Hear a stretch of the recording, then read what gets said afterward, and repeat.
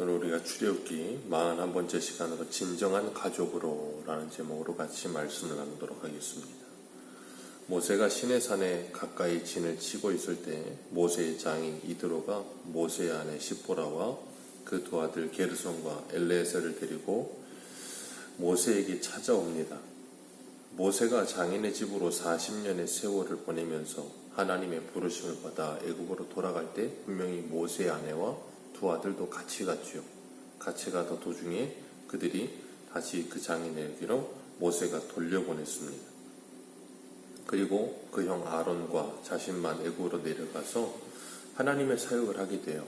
그런데 이 사역을 하는 동안에 그 아내 십보라와 두 아들은 그 처가에 가서 머물게 됩니다. 모세가 사역을 하는 동안에 그 아내와 자녀들을 책임져 준 그 장인 이드로, 어제도 우리가 살펴보았던 것처럼 아말렉과 전쟁을 하는데 모세 옆에서 모세의 손을 들었던 아론과 훌, 바울이 사역을 할 때 함께 사역을 했던 수많은 동역자들, 우리가 하나님의 일을 할 때 함께 동역하고 협력할 수 있는 사람이 있다는 것은 하나님의 큰 은혜입니다. 가정도 함께 손발이 잘 맞아 돌아갈 때 서로를 이해하게 되고 가정이 화목해집니다. 교회도 그렇지요. 하나님이 우리 각자에게 주신 은사를 가지고 각자의 자리에서 자신의 일을 잘 감당할 때 교회는 합력하여 하나 되어가고 선을 이루어가며 하나님의 영광이 되는 줄 믿습니다. 내가 몸된 교회를 위해 무엇을 할까 고민하는 것, 그건 참 큰 은혜예요. 모세의 두 아들의 이름이 나옵니다. 게르솜 그리고 엘르에셀. 게르솜은 첫째 아들인데 그 이름을 지을 때 모세가 이렇게 지었어요. 내가 이방에서 객이 되었도다. 나그네가 되었도다. 엘르에셀, 하나님은 나의 도움이시다. 모세가 어떻게 광야에서 40년 동안 연단받으며 성숙했는지를 이 두 아들의 이름을 보면서 우리는 알 수 있습니다. 미디안 광야에 처음 가서 십보라를 만나 결혼하고 그곳에서 첫 아들을 낳을 때까지만 해도 모세는 자신이 이방 땅에 와서 객이 됐다고 생각했어요. 나그네가 되었다고 생각을 했고 바로의 궁정에서 왕자로 살다가 한순간에 미디안 광야에 나그네가 되는 인생의 그냥 완벽한 전환점을 맞이하게 된 거예요. 그리고 나니까 굉장히 공허하죠. 좀 전까지만 해도 바로의 애굽의 왕자로 살면서 모든 것을 다 가진 줄 알았었는데 그 모든 것이 한순간에 다 사그라져 보니까 나그네와 같다 그랬어요. 그러다가 시간이 지나가면서 둘째 아들을 낳게 될 때는 엘르에셀이라 이름을 짓습니다. 광야 40년을 살아가면서 하나님이 나의 도움 되신다는 것을 모세가 경험하게 된 거죠. 그러면서 모세는 광야 40년을 통해 성숙해가는 하나님의 사람이 되어갑니다. 그리고 하나님께서 그를 광야에서 도우심을 통해서 하나님께서는 이스라엘 백성들을 애굽에서 구원하여 내실 수 있는 하나님 되신다는 것을 모세에게 가르치신 거예요. 오늘 모세의 장인 미디안 제사장인 이드로가 모세를 통해서 하나님의 말씀을 자세히 듣습니다. 1절을 보면 모세의 장인 미디안 제사장 이드로가 하나님이 모세와 자기 백성 이스라엘에게 하신 일, 곧 여호와께서 이스라엘을 애굽에서 인도하여 내신 모든 일을 들었다 그랬습니다. 애굽에 10가지 재앙을 내렸어요. 어마어마한 재앙이었습니다. 애굽 전역이 완전히 파산할 정도의 재앙이었어요. 그러니 그 소식이 주변 나라로 소식이 전해지지 않았을 리가 없어요. 당연히 전해지죠. 그리고 바다가 갈라집니다. 그리고 바로의 군대와 그리고 바로가 거기서 다 수장돼요. 그런 엄청난 일이 벌어지니까 그 소식이 어떻게 이방으로 다 전해지지 않았겠어요? 다 전해 듣는 겁니다. 그리고 그 소식을 미디안 제사장으로 있던 이드로도 들었던 겁니다. 그리고 이드로가 모세가 시내산 근처에 왔을 때 모세를 찾아오게 돼요. 그리고 10절 말씀 우리 같이 한번 읽겠습니다. 시작. 이드로가 이르되 여호와를 찬송하리로다. 너희를 애굽 사람의 손에서와 바로의 손에서 건져내시고 백성을 애굽의 사람의 손에서 건지셨도다. 아멘. 여호와를 찬송하리로다. 하나님께서 이런 일을 행하신 일을 다 듣고서 그가 했던 반응이 여호와를 찬송하리로다. 모세의 간증을 다 들었죠. 그리고 그가 하나님을 찬송해요. 그리고 이렇게 이야기합니다. 이제 내가 알았도다. 여호와는 모든 신보다 크심으로 이스라엘 교만하게 행하는 자들을 이기셨도다. 이제 내가 알았도다. 네가 믿는 하나님이 누군지 이제 내가 알았다. 그렇게 이야기를 해요. 이 사람이 미디안 제사장이라 그랬어요. 쉬운 말로 말하면 우상 숭배하는 사람이라 그 말이에요. 우상 숭배하는 미디안 제사장이었던 이 사람이 이 하나님께서 모세와 이스라엘 백성들에게 하셨던 이 일을 듣고 뭐 했다고요? 하나님을 찬송하는 사람이 돼요. 그리고 이방 신을 섬기던 그 제사장이 이제는 뭐예요? 번제물과 희생제물을 하나님께 드립니다. 그 말은 뭐예요? 그 사람이 이제는 하나님을 믿는 사람이 되었다. 그 말씀을 하고 있는 거예요. 이방인이었고 그리고 이방인 우상을 섬기는 제사장이었던 그 사람이 이제는 변하여 하나님을 믿는 하나님의 백성이 되었다는 거예요. 우리가 어제도 수요 예배를 드리면서 로마서 3장 말씀을 나누었었는데 로마서 3장 22절에 이렇게 말합니다. 곧 예수 그리스도를 믿음으로 말미암아 모든 믿는 자에게 미치는 하나님의 의인이 차별이 없느니라. 누구에게든 차별이 없어요. 우상을 섬기던 제사장이라 할지라도 차별이 없습니다.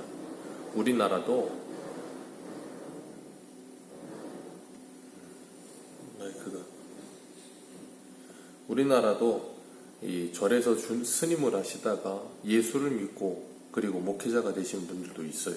그런 것처럼 우리는 때를 얻든지 못 얻든지 전해야 되는 겁니다. 모세도 이 하나님의 소식을 듣고 이 모세에게 찾아온 그 장인에게 하나님이 행하신 모든 일을 다 그 장인에게 말했다. 8절에 말씀하고 있습니다.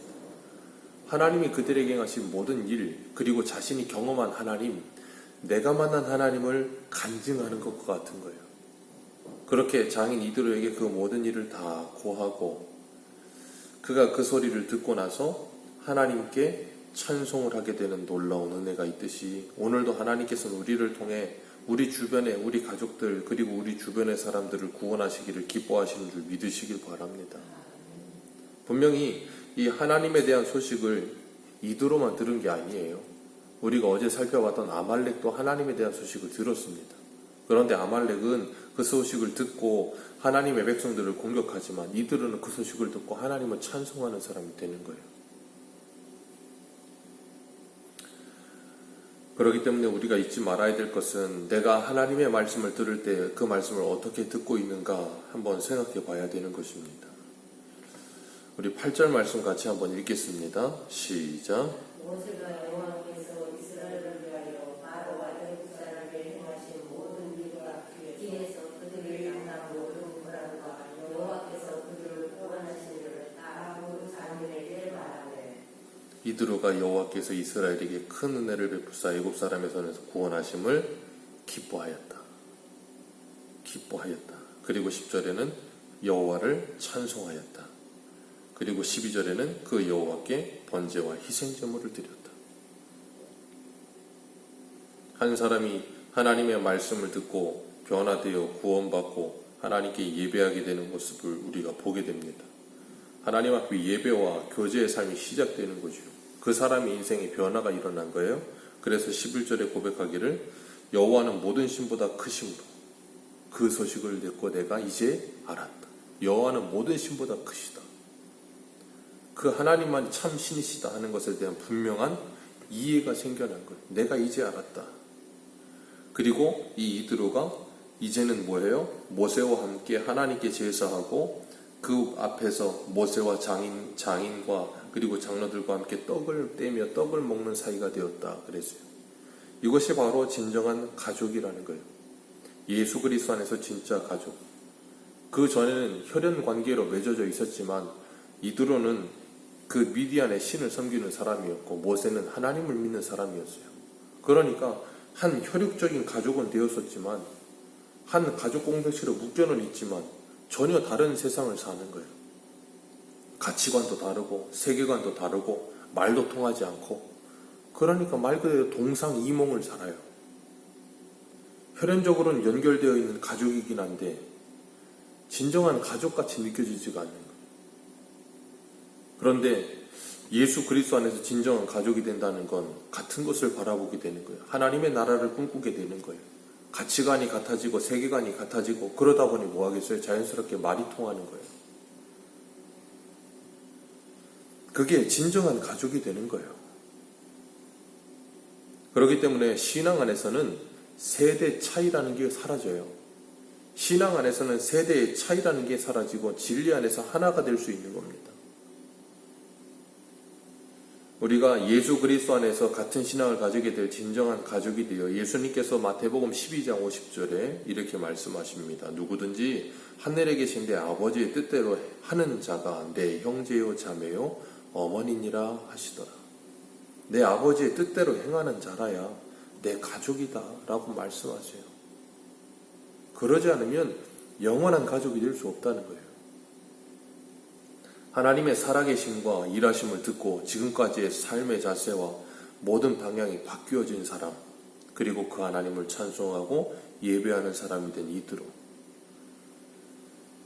그렇기 때문에 그렇게 변화되어진 사람은 이제 뭐예요? 그 하나님을 아는 지식 안에서 자라가는 거예요.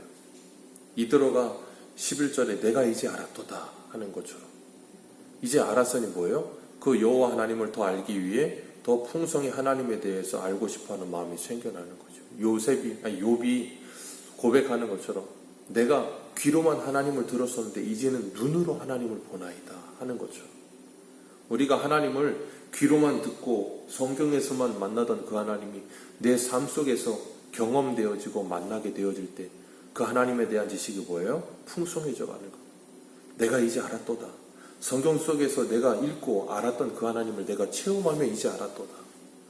그렇게 되어져 갈수록 우리는 뭐 하는가 하면 영생을 누리는 삶을 살게 되는 거예요.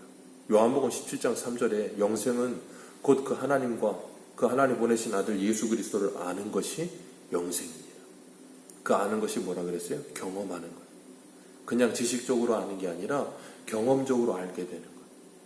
모세가 애굽에서 그 하나님을 경험하고 홍해 바다 앞에서 그 하나님을 경험하고 마라에서 경험하고 하나님께서 무리바에서 르비딤에서 하나님이 반석에서 물을 내신 하나님을 경험하고 하늘에서 만나를 내리는 하나님을 경험한 그 하나님, 내가 경험한 그 하나님, 나의 하나님, 그게 바로 뭐예요? 내가 하나님을 아는 거예요. 그리고 내가 아는 그 하나님을 전하게 될 때 그들도 그 소식을 듣고 뭐예요? 그 복음을 듣고 내가 이제 그 하나님을 알았도다 하게 되는 거예요. 그게 바로 전도요. 그게 바로 구원이에요. 하나님께서 우리들에게 사람 구원하시기 위해 전도를 사용하시겠다고 약속하셨거든요. 말씀을 통해서 알고 있는 그 하나님을 경험하고 내가 이제 알았도다 하며 그 하나님을 내가 진정 경험한 사람으로서 내 가족들에게 예수 그리스도를 전하고 그들도 그 예수 그리스도를 받아들여 진정 진리 안에서 진정한 가족이 되어가는 그런 우리 새소망교회 모든 성도님들의 가족들 되시기를 주님의 이름으로 축복합니다. 기도하겠습니다.